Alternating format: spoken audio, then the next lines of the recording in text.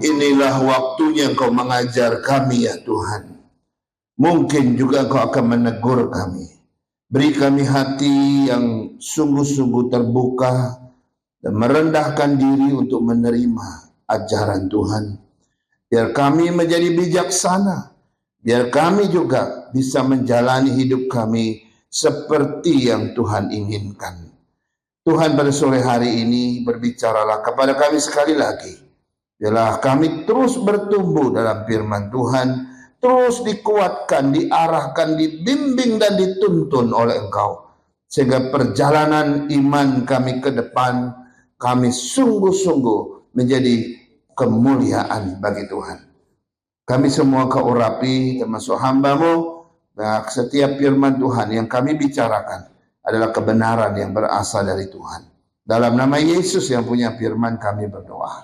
Amin. Amin. Ya. Ya, shalom Bapak Ibu Saudara sekalian. Puji Tuhan kita bisa ketemu. Hati kita juga ada rasa gembira karena 2 hari lagi kita imlekkan. Ya, mungkin sudah cari baju baru, atau kalau belum pulang dari sini cari baju baru dulu gitu ya. Iya. Ya, kita senang satu sisi nyambut tahun baru gitu ya. Tapi juga kita bersyukur karena kita bisa selalu berada di hadirat Tuhan. Baik saudara, saya ingin membawa kita melihat satu tema.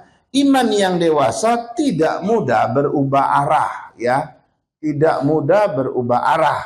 Mari kita lihat satu ayat firman Tuhan dari Efesus 4 ayat 13 sampai 15 ya. Saya mohon kita baca bersama-sama dengan bersuara.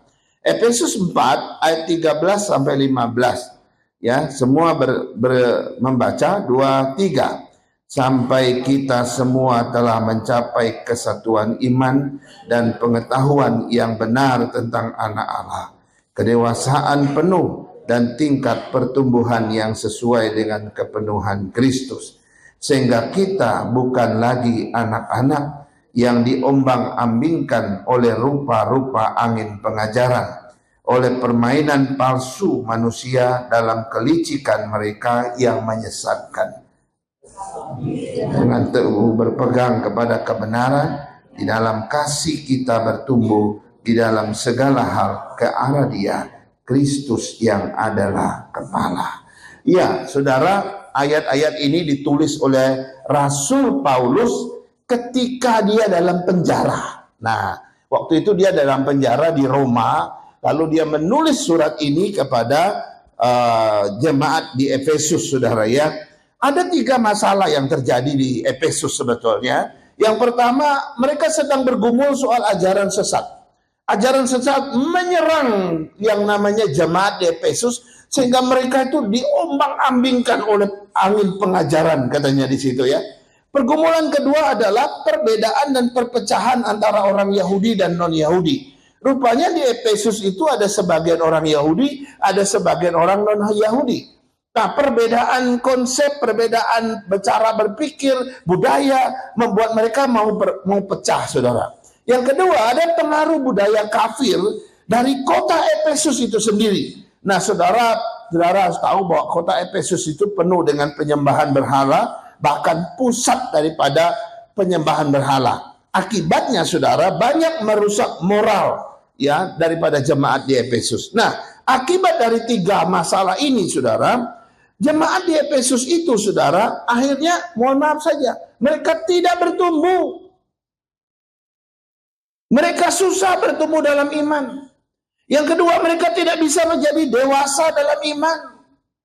Mereka gampang disesatkan, gampang diombang-ambingkan, gampang berubah arah, berpindah arah, saudara. Kenapa? Karena ajaran sesat, pengaruh kota Efesus yang begitu mengerikan, dan belum lagi perpecahan di dalam. Nah, saudara, kondisi inilah yang Rasul Paulus akhirnya menjadi prihatin. Maka dia menulis surat Efesus ini, kitab Efesus ini ditujukan kepada jemaat di Efesus, dan ada beberapa poin yang dia sampaikan. Pertama, gereja harus hidup sesuai dengan keselamatan yang sudah diterima. Ini dicatat oleh Rasul Paulus.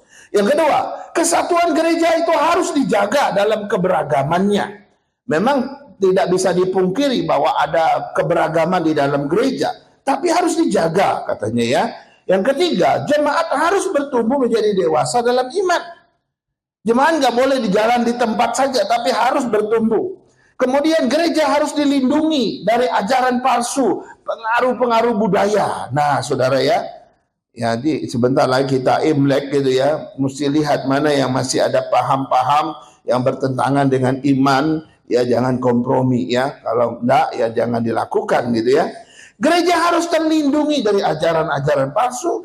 Kemudian orang percaya harus meninggalkan pola hidup lama, dan jemaat harus hidup dalam kesatuan iman dan komunitas yang kuat. Nah, ini saran daripada Rasul Paulus. Nah, saudara, ada dua orang teolog yang meresponi Efesus pasal 4 ini. Yang pertama John Calvin. John Calvin bilang begini, Efesus pasal 4 ini menunjukkan bahwa gereja bukanlah sekedar kumpulan individu, tetapi sebuah tubuh yang teratur. Karena itu setiap orang yang ada di dalamnya diberikan untuk membangun, bukan memecah atau menghancurkannya.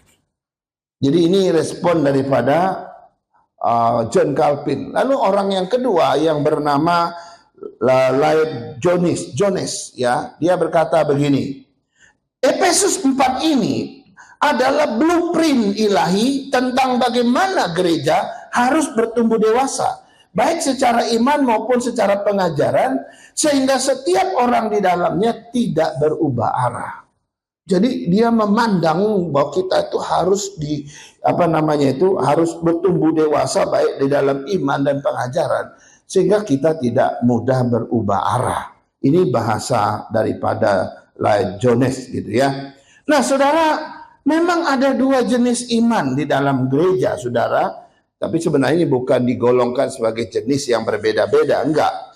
Ini ditinjau dari bertumbuh atau tidak, ya.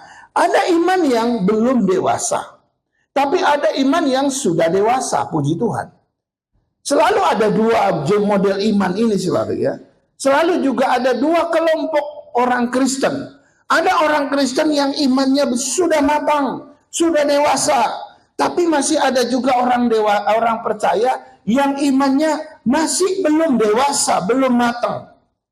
Nah, kalau dua golongan ini, dua iman ini mau diibaratkan, saudara, maka dua ini bisa diibaratkan seperti kapal, ya, seperti kapal, yang satu kapal besar, yang satu kapal kecil. Untuk orang-orang yang imannya belum dewasa, imannya belum matang di dalam Tuhan, itu seperti kapal kecil. Kalau ditiup angin kencang sedikit aja langsung tergeser begitu berkilo-kilo. Kalau didorong sama ombak saja dia bolak-balik, dia diseret kemana-mana. Dia bisa terombang-ambing. Tapi kalau orang yang imannya dewasa, pertumbuhannya sudah matang dalam Tuhan, dia seperti kapal tanker. Dia seperti kapal pesiar. Walaupun angin kencang, ombaknya besar, dia tetap tenang. Dia tetap menuju kepada tujuannya. Tapi kalau iman yang belum dewasa, seperti kapal kecil, kapal nelayan, ya gampang terombang-ambing, tergeser kemana-mana, saudara. Dan akhirnya tiba di laut lepas sana, kita nggak tahu sampai di mana. Nah, mari kita lihat, saudara, ciri-ciri iman yang belum dewasa yang dibandingkan dengan iman yang dewasa. Ya, kita akan lihat ini secara bersamaan, saudara ya. Sekalian kita akan melihat bagaimana iman yang belum dewasa dengan iman yang sudah dewasa. Nah, saudara, kita sedang hidup di zaman yang sangat cepat berubah. Ya, sangat cepat berubah. Hanya dalam hitungan bulan, hitungan minggu, hitungan hari, hitungan jam, hitungan detik, segala sesuatu itu berubah ya di sekitar kita. Teknologi berubah, saudara ya. Ilmu pengetahuan berubah, ya. Pola hidup manusia juga jadi berubah. Tren berubah, opini berubah, arah hidup juga berubah. Bahkan ajaran-ajaran agama tertentu juga berubah, saudara. Sayangnya adalah iman Kristen juga suka berubah-ubah. Ya, hari ini kita rajin, besok kita kecewa. Misalnya ya, hari ini kita setia melayani, besok kita malas-malesan. Hari ini kita janji sama Tuhan, besok kita ingkar janji gitu. Hari ini kita yakin Tuhan baik, besok kita meragukan Tuhan. Berubah. Hari ini kita penuh penyerahan diri kepada Tuhan. Besok kita jalan sendiri tanpa Tuhan, tanpa penyerahan. Iman Kristen juga bisa berubah-ubah. Pertanyaannya, mengapa orang percaya mudah berubah? Ya, jawabannya sederhana. Karena belum dewasa di dalam iman. Nah, pertanyaannya, apa saja ciri-ciri orang yang belum dewasa imannya? Coba kita lihat yang pertama, saudara. Yang pertama adalah orang kalau belum dewasa dalam iman, mereka mudah terombang-ambing oleh angin pengajaran. Ya, tadi saya baca dulu ya, Efesus 4 ayat 14b. Diombang-ambingkan oleh rupa-rupa angin pengajaran, oleh permainan palsu manusia dalam kelicikan mereka yang menyesatkan. Ini adalah suatu keadaan yang mengerikan yang dialami oleh jemaat di Efesus. Mereka gampang sekali tersesat, gampang sekali diombang-ambingkan oleh pengajaran-pengajaran yang salah. Kenapa? Karena mereka tidak dewasa dalam iman. Saudara, kita harus dikuatkan bagian ini, ya. Yang dimaksud dengan diombang-ambingkan itu apa sih? Yang dimaksud dengan diombang-ambingkan di situ adalah dipengaruhi, gampang dipengaruhi, gampang diseret sana sini, bawa kita ke sana kemari, berputar-putar tanpa arah. Nah, biasanya kalau orang yang gampang di dalam diombang-ambingkan itu tuh begini modelnya, ya. Mereka mudah terpesona dengan pengkhotbah baru, bahkan dengan ajaran yang baru. Begitu mereka dengar ajaran baru, cocok rasanya, wah langsung mereka terpesona. Ya, ini orang yang nggak memiliki kedewasaan rohani. Mereka senang mengikuti tren-tren rohani yang sedang berkembang. Wah, ada tren-tren nih. Di gereja sana modelnya begini, begitu ya. Ada tari-tarian, ada loncat-loncat, ada bahasa roh dan sebagainya. Wah, saudara, kita akhirnya terpesona dengan hal begitu. Mereka lebih suka yang sensasional daripada kebenaran yang alkitabiah. Pokoknya menyentuh emosi mereka, menyentuh semangat mereka, perasaan mereka. Wah, mereka lebih senang yang seperti itu daripada duduk tenang, tepuk tangan juga enggak, gitu ya. Dan mereka tidak mampu membedakan mana kehendak Allah dan keinginan mereka sendiri, saudara.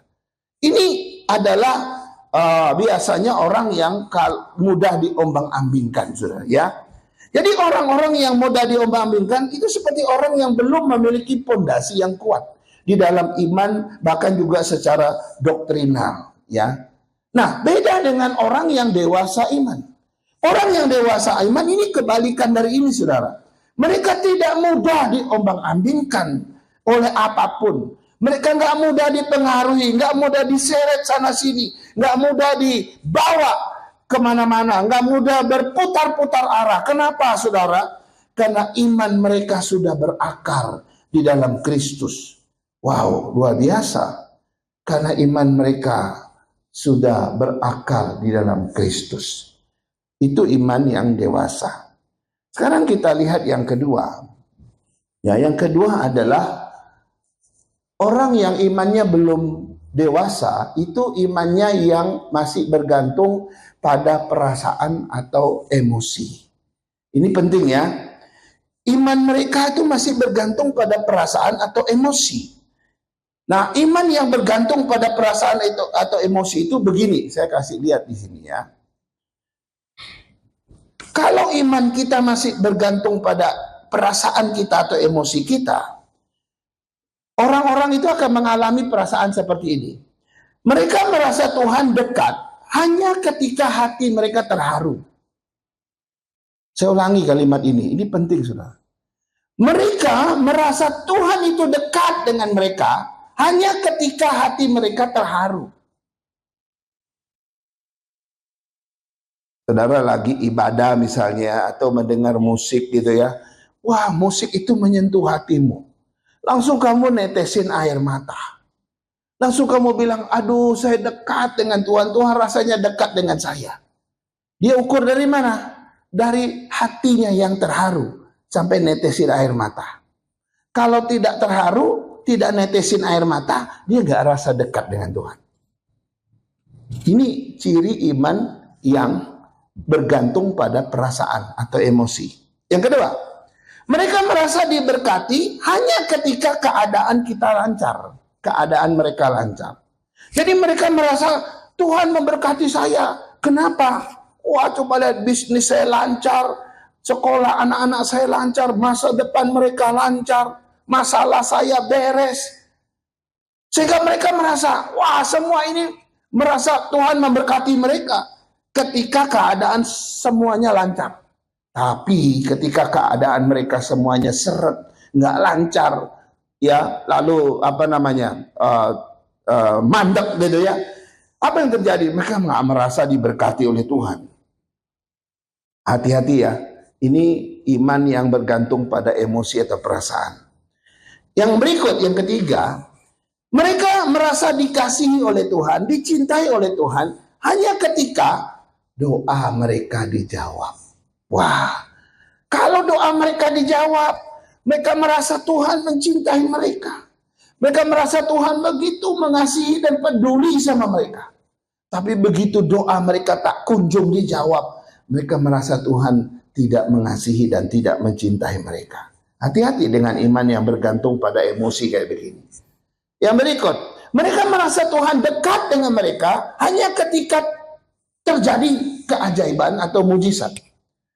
Ya, wah kalau di gereja tertentu mereka mengagungkan yang namanya mujizat-mujizat. Begitu terjadi mujizat, wah mereka bilang ini Tuhan luar biasa, dia memberi saya kuasa, dia dekat dengan saya dekat dengan dia gitu ya.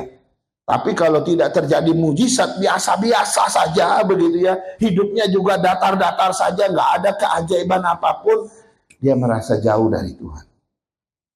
Ini iman yang bergantung pada perasaan. Yang terakhir, mereka merasa Tuhan itu begitu peduli hanya ketika mereka mendapat berkat materi. Ya, entah kenapa suatu kali kamu buka bisnis gitu yang tadinya nggak begitu ekspektasinya tinggi gitu ya. Begitu buka bisnis, wah orang datang beli membutuhkan bisnis itu, akhirnya kita dapat cuan begitu banyak ya, berlipat-lipat gitu ya. Atau kita melakukan sesuatu, akhirnya kita mendapat untung begitu besar. Wah, kita bilang Tuhan peduli sama saya. Tapi waktu kita nggak dapat berkat, nggak dapat cuan yang tinggi, biasa-biasa saja, makan sehari cukup sehari, kita merasa Tuhan tidak peduli. Ini iman yang bergantung pada perasaan. Nah, saya mau kasih tahu saudara, iman yang bergantung pada perasaan sangat berbahaya. Sangat berbahaya. Saya akan kasih tahu bahayanya apa. Yang pertama, itu ya, ini ada 3 ya. Berbahaya karena perasaan kita itu kan tidak stabil.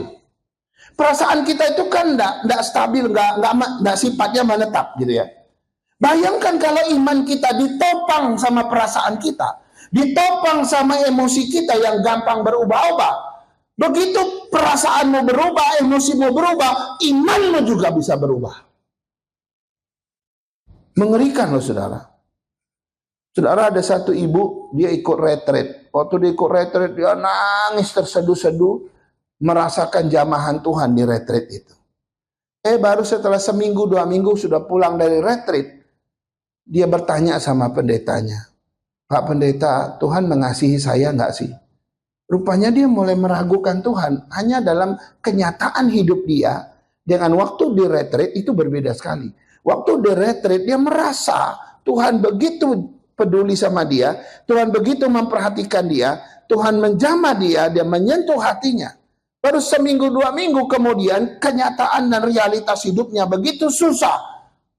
Kok beda ya? Waktu retreat begitu indah, sekarang hidup dalam kenyataan setiap hari berbeda sekali.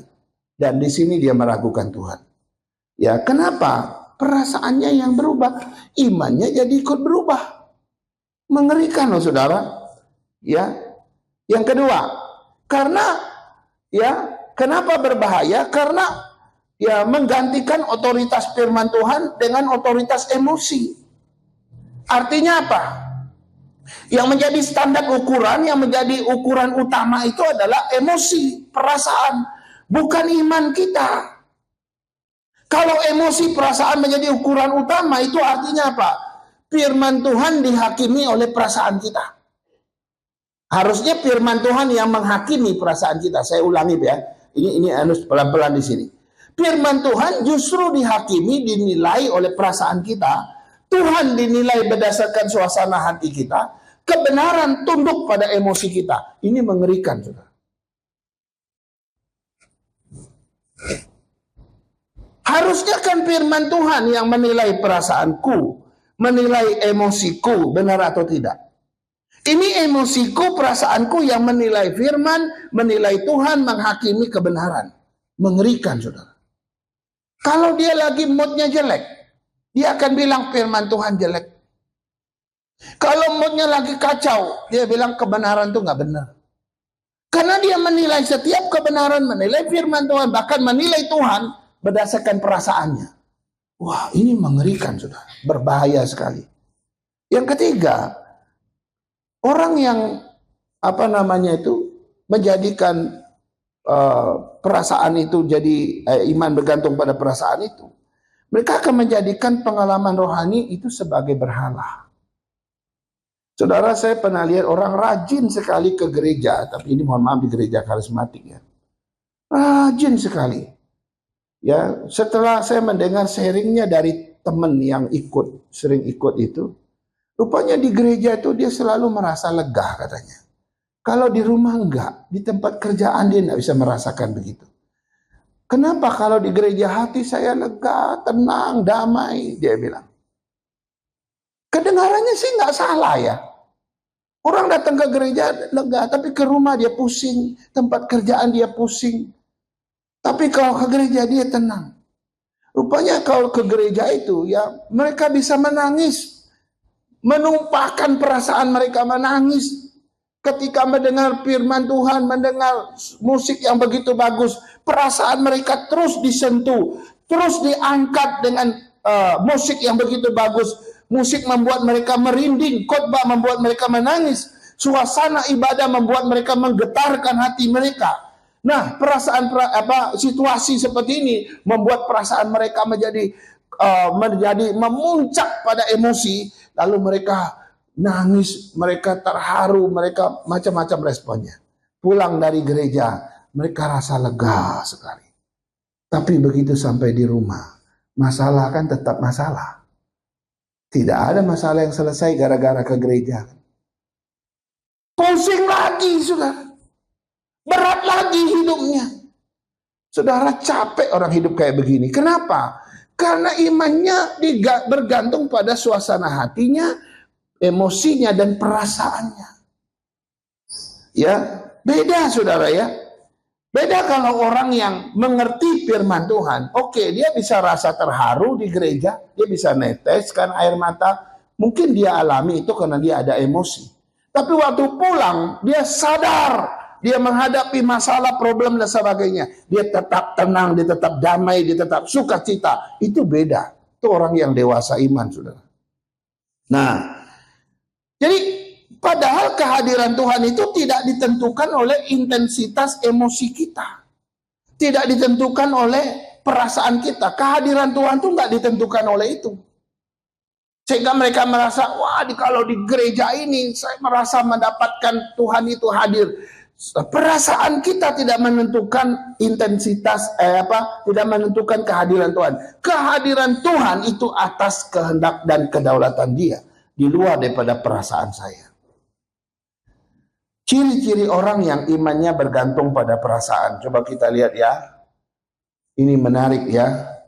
Kalau iman kita tergantung pada perasaan, ada efek yang jelek, saudara. Pertama, kita mudah tersinggung. Mohon maaf ya.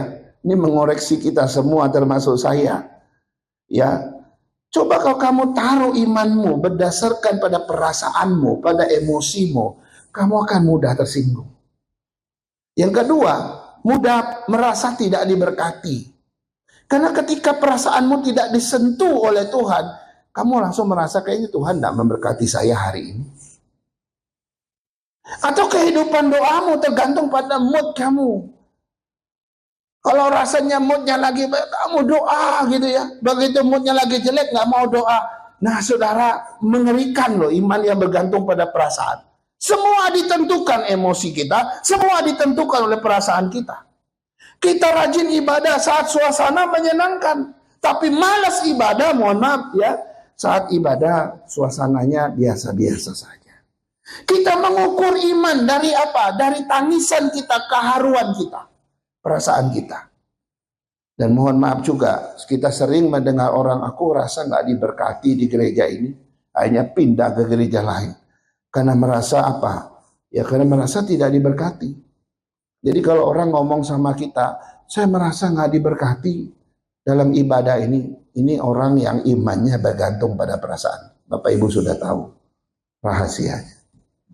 Tiap kali ada orang bilang, saya merasa nggak diberkati di gereja itu. Wah, kita kalau mau ngomong panjang lebar sama dia, itu karena kamu bergantung pada perasaan dan emosi kamu. Itu bisa begitu ya? Nah, saya mau tanya, apakah perasaan itu salah? Apakah emosi itu salah?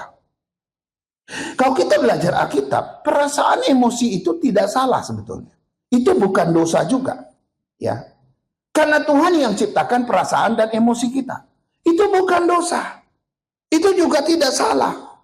Tetapi yang salah adalah ketika emosimu, perasaanmu menjadi kunci daripada imanmu.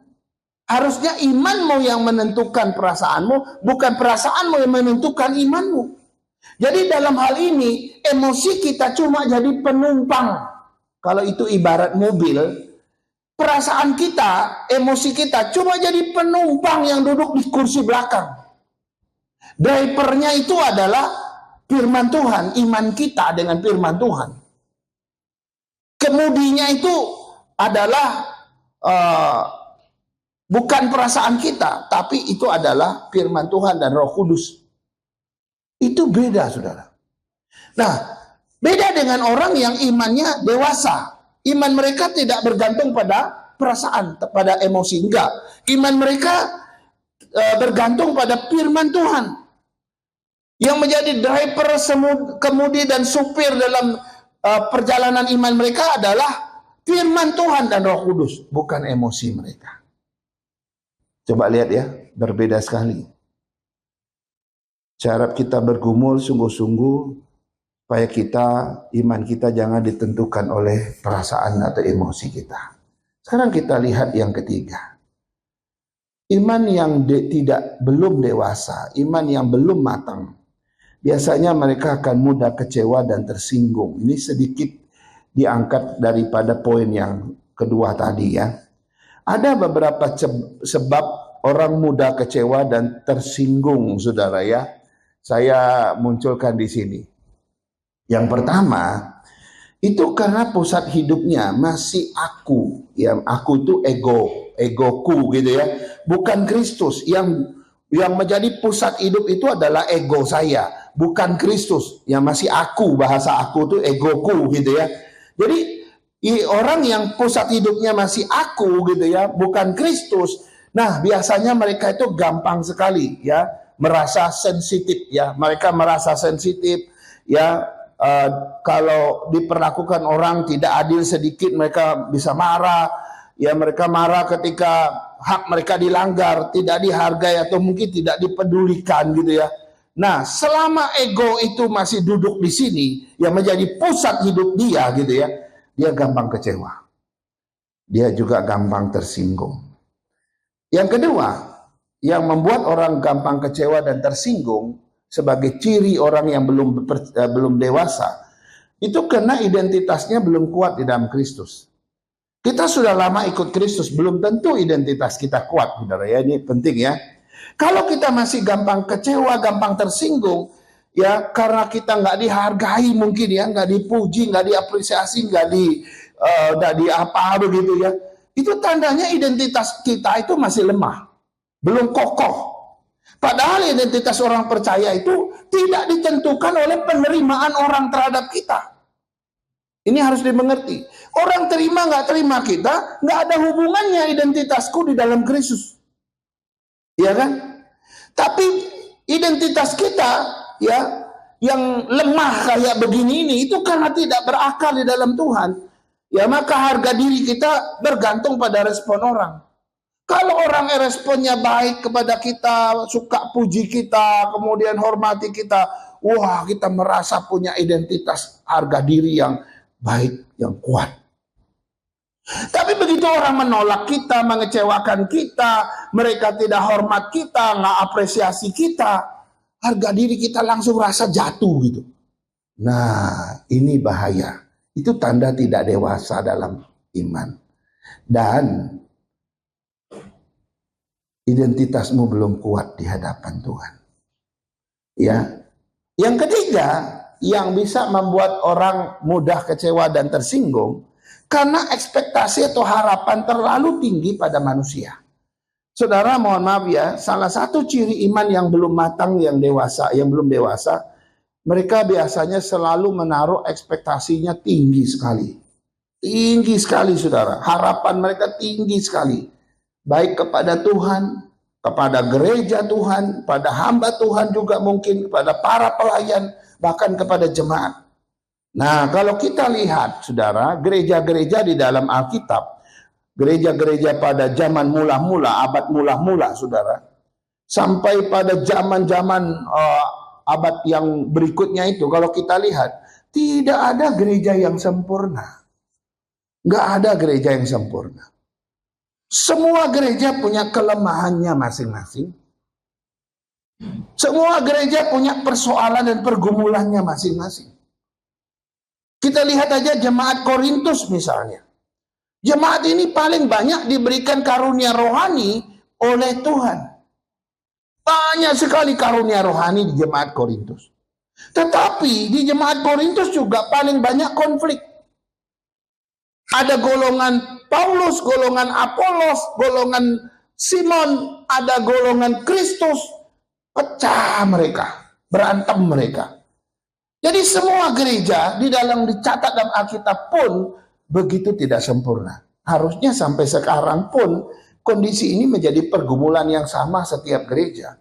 Mau gereja kecil, mau gereja besar, saudara. Tetap ada kelemahan dan pergumulannya masing-masing. Karena itu sebetulnya kita harus real saja. Kalau kita mau menaruh ekspektasi kita, harapan kita, baik untuk gereja maupun untuk pelayanan, untuk siapapun, bahkan untuk Tuhan, kita harus taruh harapan yang real saja. Bahwa kita juga bisa tahu setiap gereja punya naturnya masing-masing. Yang keempat, saudara, ya, yang keempat, orang mudah kecewa tersinggung tuh kalau adanya kesombongan yang terselubung. Ya, ada orang yang punya kesombongan yang terselubung. Ya, mereka gampang kecewa, gampang tersinggung dan sebagainya. Nah, kesombongan yang terselubung ini, saudara, kita sulit bahkan tidak bisa melihatnya dari luar karena terselubung. Kalau kesombongan yang terang-terangan kita langsung bilang, ini sombong orang ini, sombong dia gitu ya. Tapi kalau orang yang punya kesombongan terselubung itu ke dalam, saudara. Ke dalam itu ke bawah, bukan ke atas. Kita susah melihatnya gitu ya. Nanti kita baru bisa lihat ketika nanti ada persoalan dan ada benturan, bahkan nanti ada gejala yang akhirnya baru kita bilang, oh ada kesombongan yang terselubung gitu ya. Nah, kelihatannya mungkin orangnya kita seperti punya kerendahan hati. Orang lihat kita, wow, saya kelihatannya rendah hati gitu ya, baik gitu ya. Padahal di dalam diri saya misalnya harga diri saya tinggi sekali dan saya sebetulnya punya kesombongan yang ke bawah. Maksudnya yang terselubung gitu ya. Nanti suatu saat gitu ya, itu bisa muncul. Kalau saya sudah lelah, saya rasa udah capek, ya, saya udah nggak sanggup lagi menyembunyikannya. Suatu saat itu muncul di luar dan orang akan melihat yang berbeda dari saya. Jadi begitu ada sesuatu yang nggak cocok dengan harga diri kita, dengan kesombongan yang tadi itu, maka kita akan berontak, saudara. Kita akan marah, kita kecewa, kita tersinggung dan sebagainya. Jadi kegagalan orang seperti ini sebenarnya ya terjadi karena mereka belum menyangkal diri mereka seutuhnya. Karena Tuhan bilang, semua orang yang mau ikut aku harus menyangkal dirinya. Kita semua bergumul soal itu. Kita semua ada kelemahan di situ. Kita mesti menyangkal diri seperti yang Kristus sampaikan. Yang kelima, kurangnya pemahaman tentang anugerah, saudara. Ternyata orang kalau mudah kecewa, gampang tersinggung, itu yang kelima itu kurangnya pemahaman akan anugerah. Nah, apa maksudnya di sini? Saya mau pelan-pelan, saudara ya. Mereka sebetulnya sadar kalau mereka sebetulnya diberi anugerah oleh Tuhan. Tuhan beranugerah kepada mereka. Mereka tahu itu. Mereka pernah merasakan anugerah itu. Ya, dia merasa dapat anugerah yang besar dari Tuhan gitu ya. Sehingga dia bisa boleh merasakan layak di hadapan Tuhan karena Tuhan sudah beranugerah sama dia. Lalu kemudian saudara, mereka gitu ya merasa layak dalam berbagai hal gitu ya, baik melayani, mereka merasa sudah berkorban, kemudian mereka banyak sudah memberikan harta mereka, dana, uang mereka dan sebagainya. Tapi suatu saat mereka merasa tidak dihargai begitu ya. Lalu mereka boleh merasa tidak bisa terima keadaan itu. Ya, mereka nggak bisa terima. Saya, saudara, ada di dalam Matius 18. Saya cerita sebuah kisah ya. Yesus menceritakan sebuah kisah. Ada seorang raja, dia mengadakan perhitungan dengan hamba-hambanya. Kedapatan seorang hambanya yang berhutang 10.000 talenta kepada dia. Lalu raja ini marah. Dia bilang, bayar hutangmu 10.000 talenta. Si hamba ini, aduh tuanku raja, aku tidak punya uang. Dia berlutut, bersujud, minta diampuni. Nah, si raja ini akhirnya tergerak hatinya. Oh ya sudah, saya ampuni. Yang tadi dia mau jual anak istrinya nggak jadi. Akhirnya dia bilang, sudah saya ampuni kamu. Hutang kamu saya hapuskan. Anggap saja 10 talenta sudah lunas. Kemudian hamba yang sudah diampuni, dianggap lunas hutangnya tadi, ketemu dengan temannya, hamba yang lain. Nah, hamba itu, yang lain itu berhutang sama dia 100 dinar. Saudara, kalau kita lihat perbandingan 10.000 talenta dengan 100 dinar, wah ini banyak sekali 10.000 talenta. 100 dinar itu kecil sekali. Lalu dia langsung cekik temannya ini, saudara. Dia langsung cekik dia, bayar hutangmu. Nah, temannya yang hamba yang 100 dinar itu, dia juga bersujud minta ampun dan minta dihapuskan hutangnya. Tapi yang ini enggak, dia tetap cekik, dia enggak bisa, dia enggak mau ampunkan, dia mau hapus 100 dinar itu. Dia enggak mau. Akhirnya berita ini sampai kepada raja yang pertama tadi. Lalu raja itu panggil hamba yang jahat itu. Kamu ya 10.000 talenta saya sudah hapuskan. Harusnya kamu juga menghapuskan utang orang lain terhadap kamu. Karena kamu sudah berbuat jahat. Algojo tangkap dia, bayar hutangmu, kalau tidak buang dia. Saudara, orang yang nggak mengerti anugerah itu seperti itu. Sebetulnya kita sudah dapat anugerah begitu besar dari Tuhan. Begitu kita memperlakukan orang lain, kita tidak beranugerah kepada orang lain seperti Tuhan beranugerah sama kita. Harusnya Tuhan beranugerah kepada saya, sudah mengampuni saya juga mestinya sudah mengampuni orang lain. Beranugerah kepada orang lain. Harusnya begitu kan? Tuhan sudah ampuni dosa kita, beranugerah luar biasa pada kita. Orang lain kita cekik, orang lain kita mau matiin. Ini tidak bisa. Kalau orang nggak mengerti anugerah Tuhan, mereka akan gampang sekali, ya seperti itu. Mereka nggak bisa mengampuni orang lain, mereka nggak bisa menerima kelemahan orang lain, ya beranugerah kepada orang lain, padahal mereka sendiri sudah menerima, tapi mereka tidak mau beranugerah pada orang lain. Yang terakhir, ketidakmampuan mengelola luka batin. Orang gampang tersinggung, orang gampang kecewa kalau mereka belum pernah mengelola yang namanya luka batin. Tahu ya luka batin ya, terasa merasa luka gitu ya. Kita nggak bisa menyangkal saudara ya, di dalam gereja, dalam pelayanan banyak orang bisa terluka batinnya. Banyak orang bisa kecewa. Luka batin ini bukan hanya pada zaman ini saja, saat ini saja. Luka batin juga merupakan akumulasi dari masa lalu kita. Mungkin masa kecil kita. Bisa dari keluarga kita, di lingkungan sekolah kita gitu ya. Atau di keluarga kita, hubungan persahabatan kita. Misalnya ya, di masa lalu kita pernah mengalami penolakan orang. Kita terluka, saudara. Orang mungkin pernah nolak kita, usir kita, kita bisa luka. Orang menghina kita, kita bisa terluka. Orang mengabaikan kita, kita bisa terluka. Orang mengkhianati kita, kita bisa terluka. Orang gak adil sama kita bisa terluka. Dan mungkin juga dari keluarga kita, pola asuh yang begitu keras terhadap kita, sehingga anak tumbuh dalam kepahitan. Ya ini bapak-bapak, ibu-ibu, ingat baik-baik. Anakmu lihat, ada kepahitan atau tidak bisa dibaca dari ciri-ciri mereka. Ya, bereskan saudara. Kalau tidak, mereka tumbuh dalam luka batin. Nanti mereka membawa diri ke dalam masyarakat itu kasihan. Saudara, ada satu contoh yang real sekali. Ada satu sinode di Indonesia, sinode gereja di Indonesia, saya sebut saja GKI gitu ya. GKI itu pernah punya seorang doktor yang membina calon-calon pendeta. Lalu mereka fit and proper test calon-calon pendeta muda mereka. Dan di dalam fit and proper test itu sengaja mereka ciptakan kesulitan, ya, tantangan, bahkan penderitaan di dalam tes itu, ya. Dan mereka sempat suruh mereka berangkat, mereka pergi ke puncak gitu ya. Ayo kita ke puncak.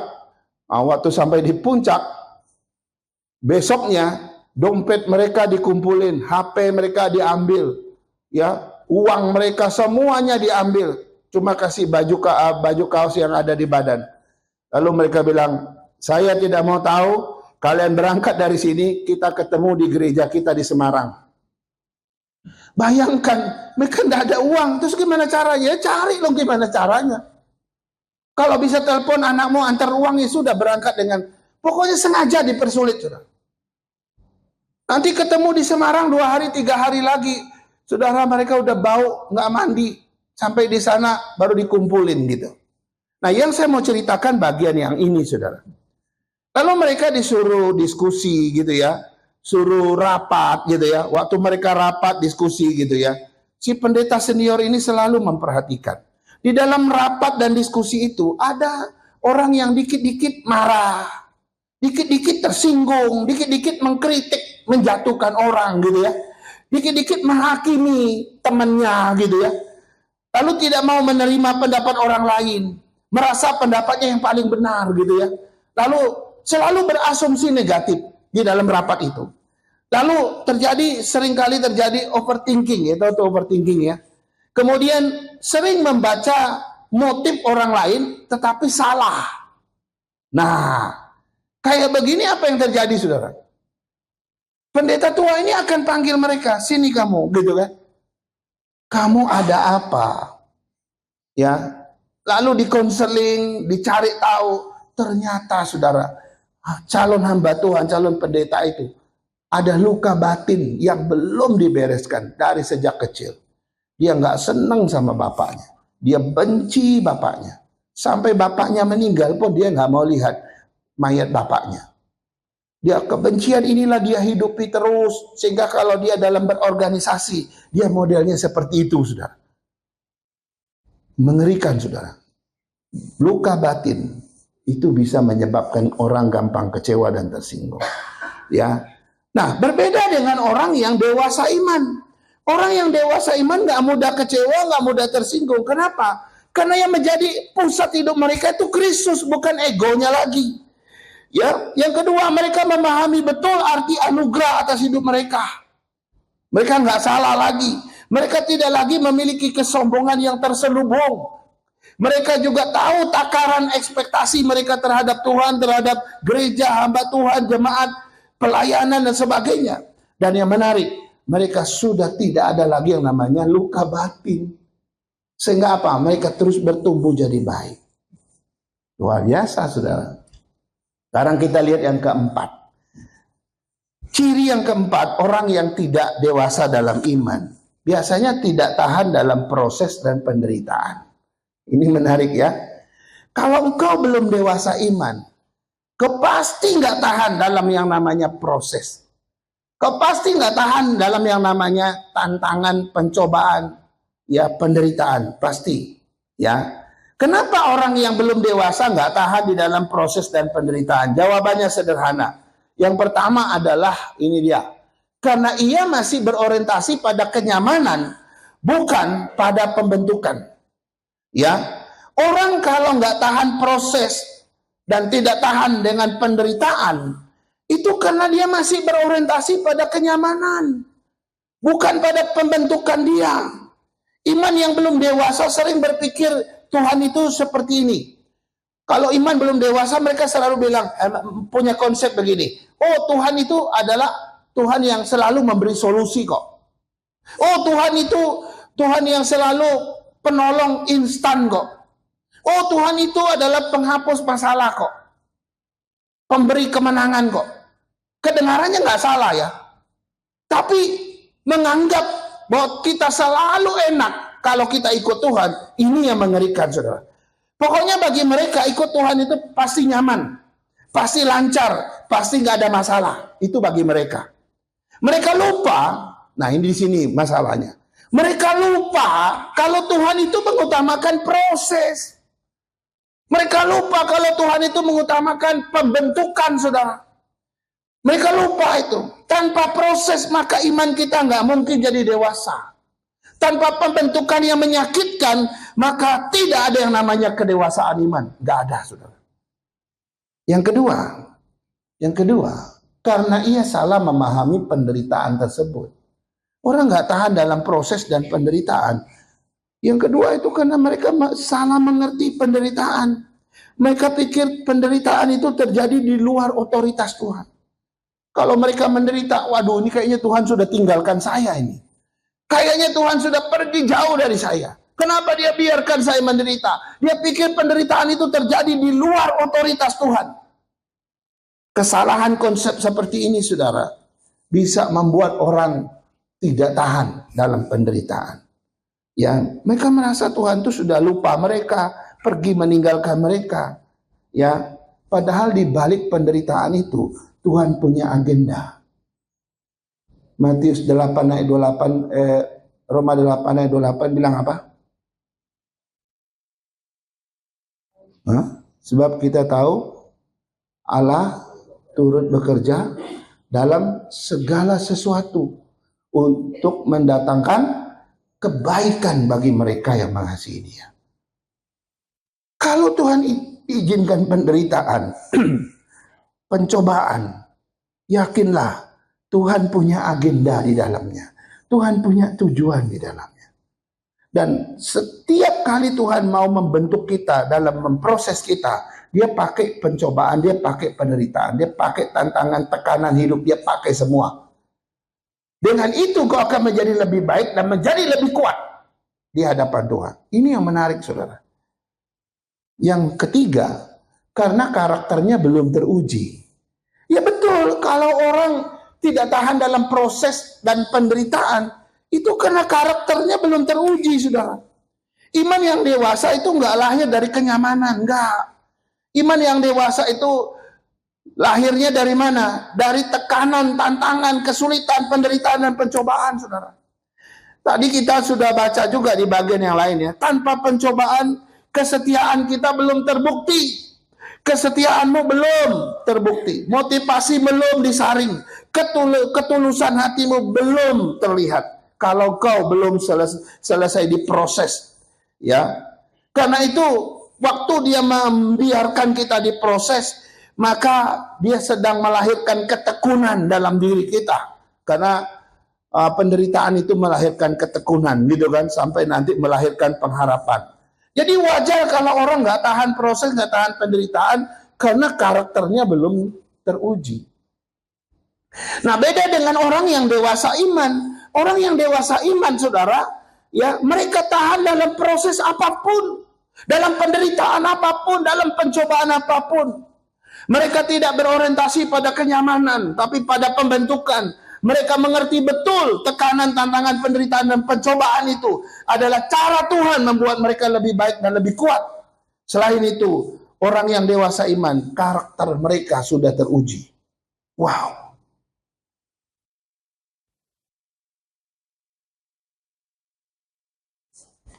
Yang kelima, ini yang terakhir. Salah satu ciri orang yang tidak dewasa iman, tidak konsisten. Kalau orang imannya belum matang, mudah berubah-ubah, tidak konsisten. Tidak konsisten artinya tidak stabil dalam komitmen, ya. Tidak stabil dalam komitmen. Awalnya komit luar biasa, di tengah masih komit, tapi nanti waktu membuktikan, ternyata komitmennya berakhir gitu ya. Tidak konsisten. Yang kedua, semangat rohaninya nggak stabil, fluktuatif, naik turun. Apa istilah yang lain itu ya? Fluktuatif, naik turun. Impulsif, tahu impulsif? Ya, kadang naik, kadang turun gitu ya. Kadang panas, kadang dingin gitu ya. Semangat rohaninya begitu. Kemudian kesetiaannya bergantung pada situasi dan perasaan. Ini kembali kepada tadi. Orang kalau tidak konsisten, dia menaruh kesetiaannya itu pada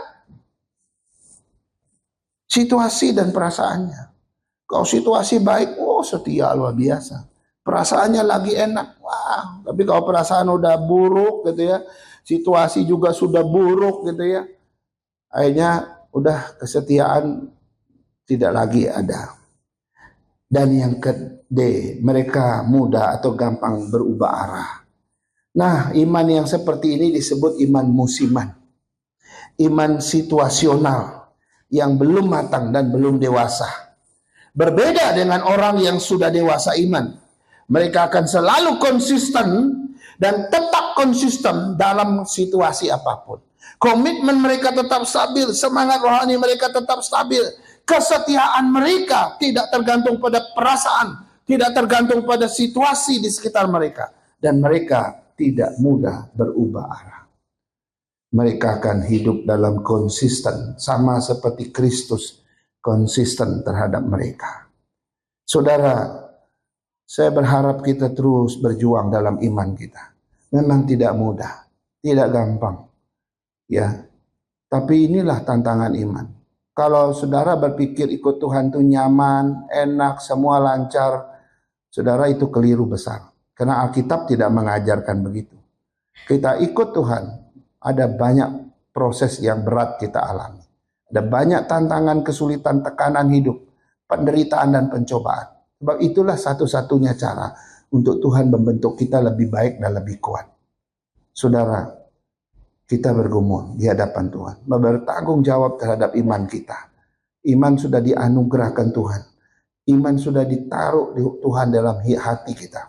Maka iman ini harus kita rawat, kita harus kembangkan dan pelihara dengan bertanggung jawab di hadapan Tuhan. Mari kita berdoa. Tuhan, terima kasih. Kami bersyukur atas firman-Mu, bersyukur atas pernyataan-pernyataan Tuhan yang mungkin tajam dan terasa sakit ketika kami mendengarnya. Tapi itulah teguran Tuhan yang memiliki tujuan yang baik buat kami. Tuhan, Kau lawat kami satu persatu. Ada banyak hal yang mengganggu iman kami. Ada banyak hal yang mencoba untuk menjauhkan kami dari Tuhan. Menjauhkan kami dari komitmen dan kesetiaan ketaatan kami. Tuhan, di dalam nama Yesus, Kau pegang kami, bungkus dengan kuasa darah-Mu.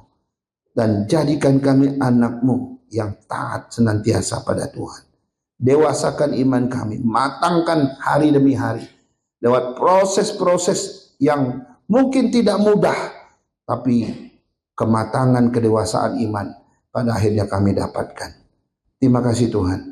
Kami bersyukur atas firman-Mu yang boleh menjadi pengajar bagi kami hari ini. Dan Roh Kudus-Mu terus berbicara, menanamkan kebenaran-kebenaran ini dalam hati kami. Dalam nama Yesus yang punya firman, kami berdoa. Amin. Amin.